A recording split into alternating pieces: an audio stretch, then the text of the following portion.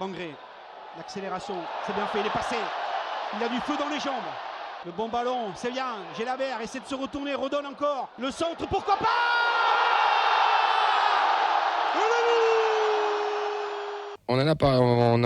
On va en parler ensuite dans le retour de match avec Alex, qui arrivera dans un gros quart d'heure sur tout ce qui s'est passé en tribune et tout ce qui se passe autour des abonnements. Pour le moment, on va se concentrer sur le sportif. La composition, on avait du reste: Nicolas Sendiar, Acosta, Dessler, Casares, Sierro, Schmidt, Abouklalbo, Dalingra sont entrés en jeu. Sissoko, Kamenzi, Soiseau, Babika, Spearings.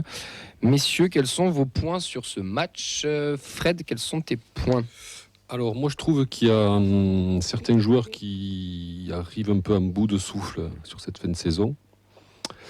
Moi, je pense à Vincent Sierro notamment, qui je trouve que depuis quelques matchs il est un peu en dedans. Et ensuite,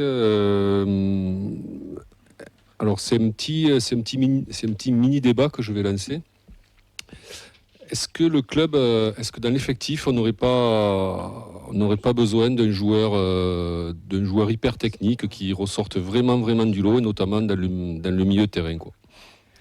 Et je dis ça notamment en ayant vu TJ Savanier, donc dans l'équipe d'en face, quoi. Vincent. Il faut que je réagisse à ça ou c'est bon? Vas-y, mes points à moi.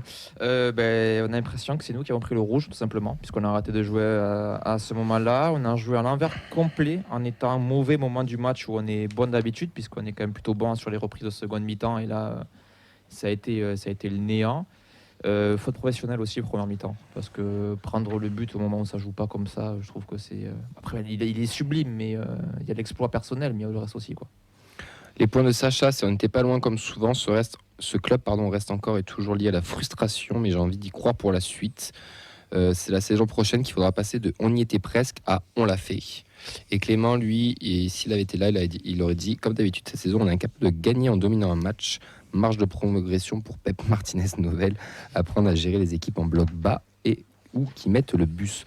Toi, t'as pas lu le point de Ben? Non, il écrit Chet, tout simplement. Ouais, qu'il aille bien se faire cuire un œuf. Ouais, on l'embrasse. Fabien, toi, si tu devrais mettre un point que tu vas aborder après dans le retour, qu'est-ce que tu mettrais en avant sur ce match? J'ai pas vu la première mi-temps dans son entièreté, en fait. À cause de la navette. À cause de la navette de l'Oncopole bloquée. Donc j'ai vu 60 minutes, un bon premier quart d'heure en fin de première, une deuxième mi-temps un peu apathique, un peu moyenne, à l'image de ce qu'on a beaucoup vu quand même cette année au Stadium. Voilà, beaucoup de déceptions, alors que j'ai pas senti Montpellier très très motivé pour nous mettre dedans sur ce match-là non plus. Donc c'est assez incompréhensible la réaction et cette deuxième mi-temps qui est vraiment un peu un non-match, quoi. C'est surtout en supériorité, on a l'impression d'avoir fait vraiment un non-match, quoi. Tu rejoins un peu Vincent sur son point qui dit genre que c'est nous qui avons pris le rouge, enfin comme si c'était nous qui avons pris le rouge. Ouais, pratiquement, on n'a pas senti de différence. On n'a pas vu une équipe en supériorité. On a vu une équipe qui jouait un peu à la baballe sans vraiment aller vers l'avant. C'était assez frustrant. C'était vraiment frustrant. Puis on le perd ce match, clairement, hein. Il y a des fois où c'est vraiment qu'on le perd. C'est pas eux qui le gagnent, hein, réellement, ce match. Et même au niveau, et même un duel de coach, on le perd aussi, quoi. Malheureusement, les changements n'ont pas été les bons. Mais là, pour le coup, c'est quand même pas de bol, quoi. Ouais. Il fait le coaching, une minute après, tu prends le but, tu veux pas refaire sortir les joueurs, tu vas te faire rentrer, quoi. Donc, le fin de match est compliqué quand tu es mené et que tu as ces joueurs-là sur le terrain, quoi. C'est pas forcément une équipe que tu mets quand tu es mené, quoi. Ouais, le deuxième but est vraiment symptomatique des errances de la deuxième mi-temps, en fait. Ferry dribble 6 joueurs. Après l'avoir revu, c'est une catastrophe. Je vois les dribbles aussi, quand même. Même le premier but, franchement, fait bon. Si là, il centre, il est seul. Savanier, donc, qui réceptionne, il est seul. Désolé de te couper, on peut revenir juste un petit peu avant sur quand Beau perd la balle, et je n'incrimine pas de Beau. S'il perd la balle, c'est parce qu'il tente d'essayer de faire quelque chose, que autour de lui, personne ne bouge. On est dans les 30 derniers mètres montpelliérains. Du coup, il ne sait pas trop quoi faire, il avance, il perd le ballon, et là, en 4 passes, voilà. Mais moi, j'aimerais mettre ça aussi, parce que ça montre aussi un peu, tu vois, la petite carence devant qu'on a. Après, on a quand même eu des situations qu'on fait, bon, on touche deux fois le poteau, il y a des buts refusés sur hors-jeu, je pense qu'ils y sont, mais ça veut dire que tu te crées quand même l'occasion, quoi. On a manqué de réalisme, quoi. Peut-être qu'avec un petit peu plus d'envie, Ah oui, non, clairement, tu es un peu plus en canne que cette équipe de Montpellier quand même sur quasiment 60 minutes, 50-60 minutes. ouais. Et tu n'arrives pas à prendre l'initiative, à aller un peu plus vers l'avant, à montrer un peu plus d'envie. C'est dommageable. C'est vraiment dommageable sur un match de fin de saison comme ça où tu n'espères pas grand-chose pour l'Europe non plus, je pense pas, mais voilà, Juste t'as quand même Zibéré, envie. tu dois les défoncer. Enfin, je suis désolé, mais tu dois les défoncer. Tu dois leur marcher dessus. Et Voilà. dans le jeu, tu leur marches dessus quand même en première mi-temps. Ouais. D'ailleurs, question de free fly, les gars. Est-ce qu'on n'est pas face à notre meilleure première mi-temps de l'année? Je la trouve même meilleure que face à Reims, sur laquelle on avait aussi une réussite XXL. Et que là, par contre, cette réussite nous a échappé parce qu'on touche 2 fois le poteau, on a le but hors jeu, on a Lingra qui marque, bien sûr, et on a 2 énormes autres occasions aussi. Enfin, en première mi-temps, Montpellier, le but qu'ils mettent, exploit technique, tout simplement, un contre et un exploit technique. Enfin, ce qu'on disait. 2 encore. exploits techniques. Oui, le centre de Silla, c'est vrai. Putain, je pense à Flo qui nous dit putain, le centre de Silla, c'est vrai. Mais TJ, le but qu'il met, moi, c'est un des plus beaux buts que j'ai vu au stadium. Enfin, je le mets dans mon top. On en parlait tous les deux. Dans le top 5, je pense qu'il a sa place. Après, c'est ce que je disais tout à l'heure, quoi. Dans cet effectif, il manque, dans des matchs comme ça où tu n'arrives pas, il te manque le joueur qui a ce talent en plus et qui peut te débloquer un match sur un exploit individuel, quoi. Comme le fait TJ Savanier régulièrement avec Montpellier, quoi. Tu vois ce que je veux dire? Joueur, tu l'as. Il s'appelle Lingra, il s'appelle Abouklal, il s'appelait Non, Bobo. je te parle d'un joueur dans le cœur du jeu, donc au milieu de terrain. Mais il s'appelait Siro à un moment donné. Ouais, mais c'est pas... C'est pas Savanier, quoi. C'est pas la toile. Mais Savanier, attends, il avait juste mis une reprise de volée, il fait du bien, mais après tu demandes à Ben ses prestations, il a eu des trous aussi, Savanier. Ouais, mais Savanier te marque le premier but sur une non-action, en fait, quoi. Enfin, c'est un centre qui arrive aux 20 mètres et bim, ça finit dans la... Tu vois? Après, il l'attend 10 fois, je suis pas sûr qu'il l'a... Enfin, un peu plus que Montbagna, quand même. Ouais. Quand même, si on a fait les probas. Non, mais c'est ce joueur qu'on aimerait avoir au milieu de terrain, tu vois. Enfin, ce profil technique. Ouais, mais très, très, très technique, tu vois. Vraiment, ce joueur limite un peu qui devient légendaire au bout de 3-4 ans, tu vois. Un Trero, un Marsico. Ouais, non, mais voilà, c'est ça, quoi. Pardon. Il fait bien de dire niveau technique, parce qu'au niveau cérébral, là déjà, c'est Donum. Parce que là, clairement, le genre de joueur auquel tu pardonnes de jouer qu'un match sur 3, quoi. Mais quand il joue, vraiment, il illumine le... Ouais, mais il est frustrant. Ouais, mais bon... Et du coup, pour répondre à la Free Fly, est-ce que c'est une des plus belles premières mi-temps ou pas? Ouais, elle était sympa. Quand même. Elle était sympa. Le fait d'avoir perdu ce match fait baisser un petit peu le... Ouais, mais quand tu regardes quand même Enfin, moi, j'ai rematé la première mi-temps en replay. Je me suis dit, mais comment c'est possible qu'il n'y ait pas 4-0? Ouais. Si on s'occupe Comment c'est possible? Si on s'occupe pas du score, c'est une très belle première mi-temps. Sur ce que j'ai vu, les moi, 25 premières minutes, un petit résumé les 25 premières minutes, ils passent pas le milieu de terrain. Enfin, on les défonce en contre-pressing, dans les récupérations hautes, techniquement, un Dalinga que je trouve a été ultra intéressant dans ses déviations. C'est son meilleur match. Ouais, non, mais totalement. Paradoxalement, c'est un de ses meilleurs matchs. Et t'as des occasions concrètes. T'as vraiment des vraies occasions. On parle pas de situation, on parle d'occasion. 0,05 XG à la mi-temps pour Montpellier. Ouais.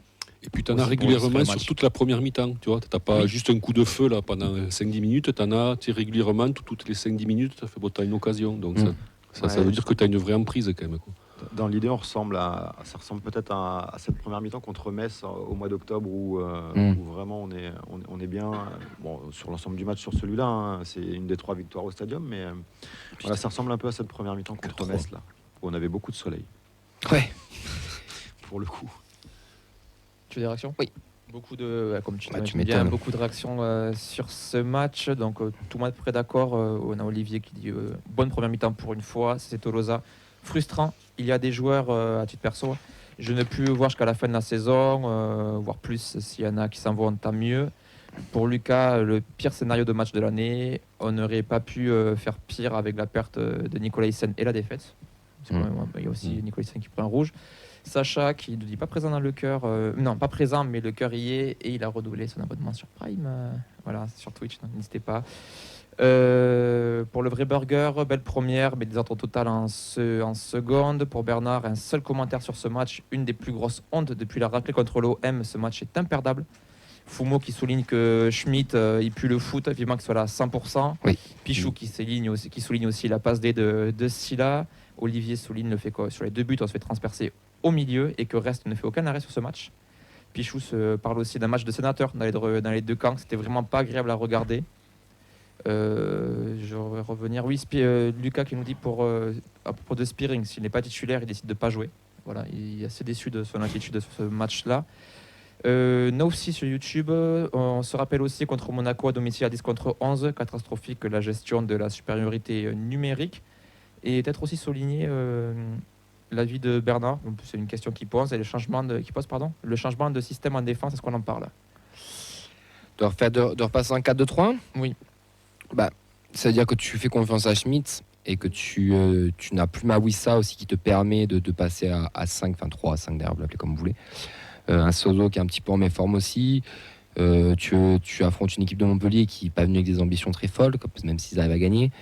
Et tu mets Schmitt dans de bonnes dispositions suite à sa bonne rentrée la semaine dernière. Moi, je trouvais ça très cohérent. Je trouvais ça cohérent, mais par contre, à chaque fois qu'on joue en 4-2-3-1, c'est frustrant, putain, parce que en début de saison, on en avait vu des mi-temps comme ça, déjà. C'est pas, alors, peut-être pas aussi complète, mais des périodes de match où c'est frustrant, t'arrives pas à marquer. On en avait un paquet, c'est pas la première fois. Mais pas depuis que ça va mieux.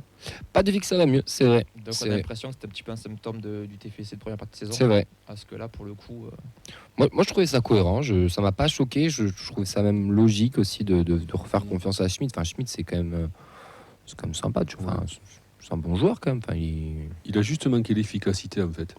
Et il met une belle frappe, Schmitt. Oui. C'est Berthaud qui va chercher. Je crois que c'est Berthaud puis Poto, si je dis pas de bêtises. C'est ça. Et elle est limpide à l'entrée de la surface. Après, il y a un autre poteau, je crois, sur Dalinga. Sur l'arrêt, sur la tête de Dalinga qui l'envoie sur la barre. Quoi.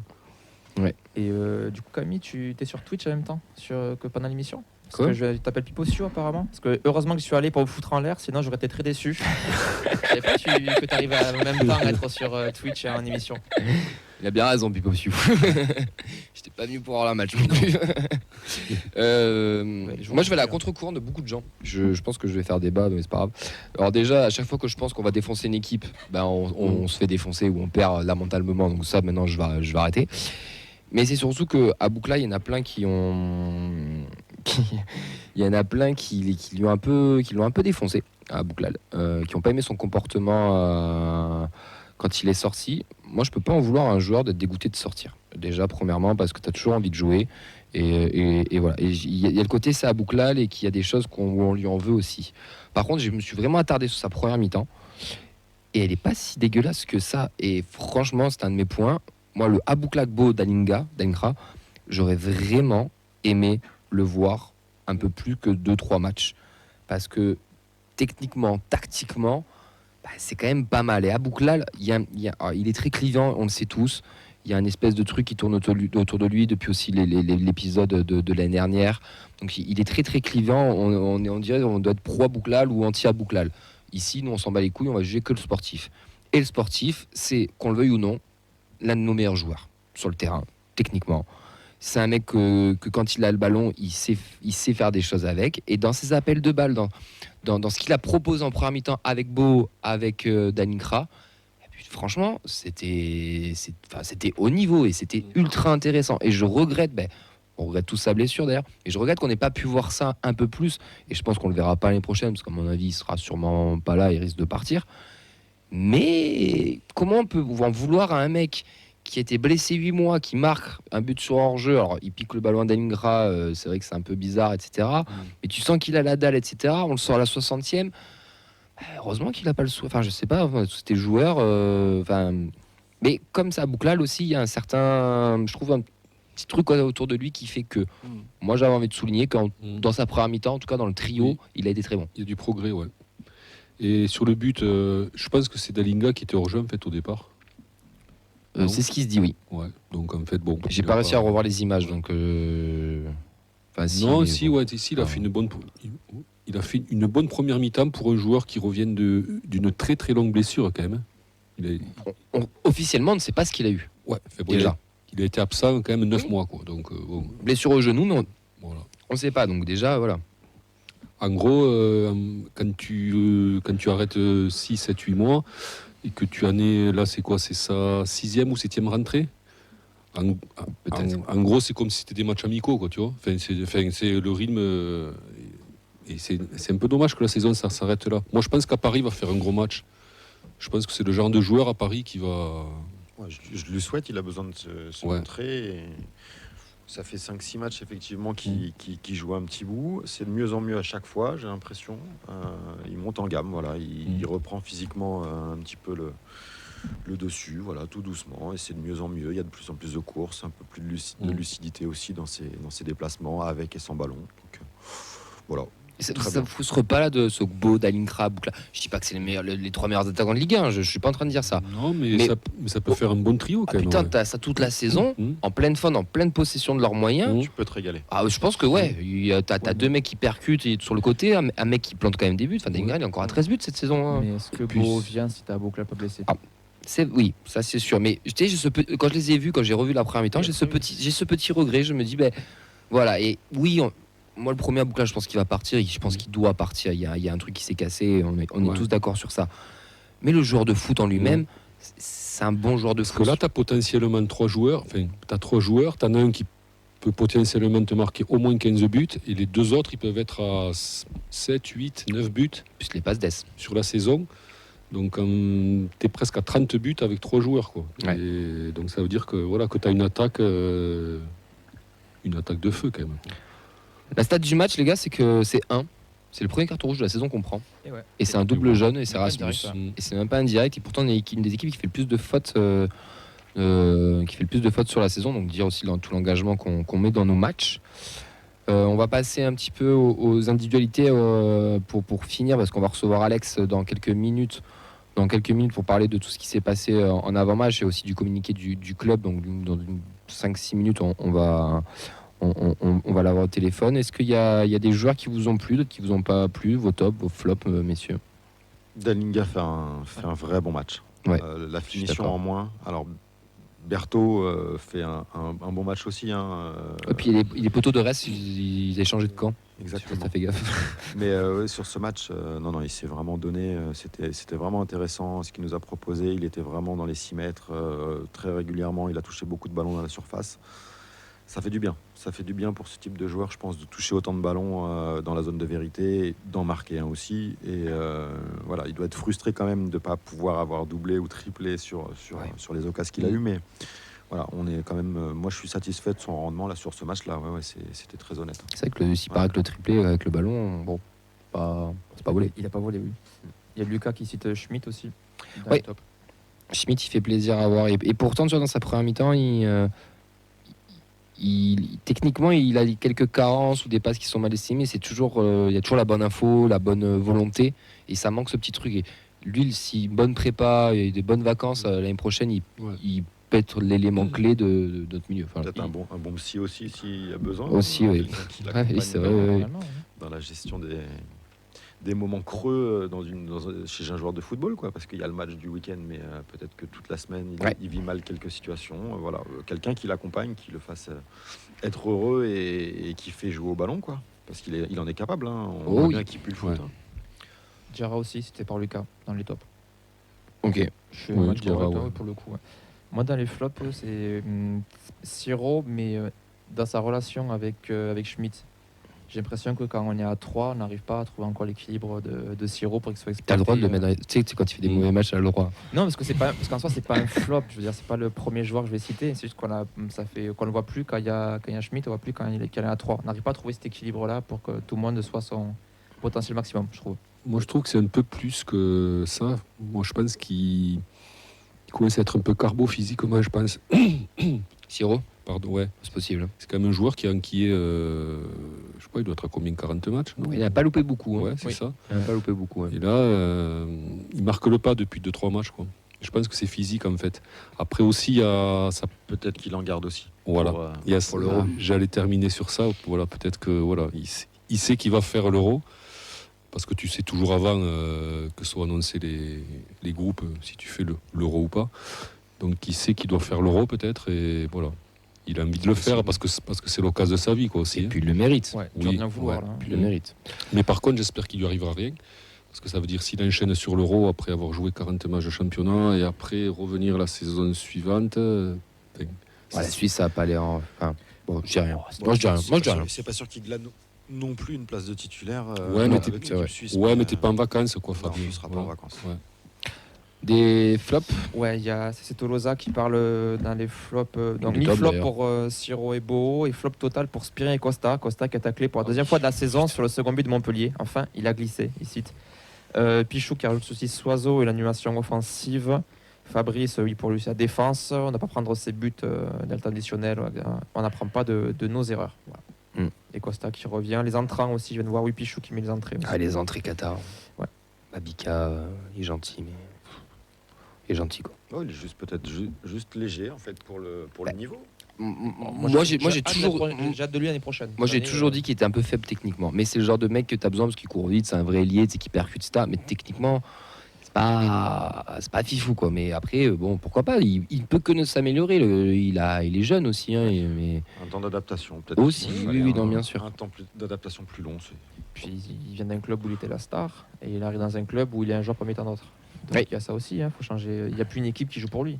C'est vrai. Puis je trouve qu'on l'exploite très mal aussi. Je veux dire, tu as tes deux joueurs les plus rapides de l'équipe, c'est Kamanzi et Babika. Tu les mets l'un derrière l'autre, ça s'annule un peu, quoi.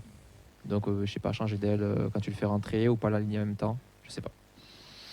Je sais pas non plus. Après, c'est un joueur qui va avoir une prépa aussi l'année prochaine, qui va avoir quelque chose à Oui. voir.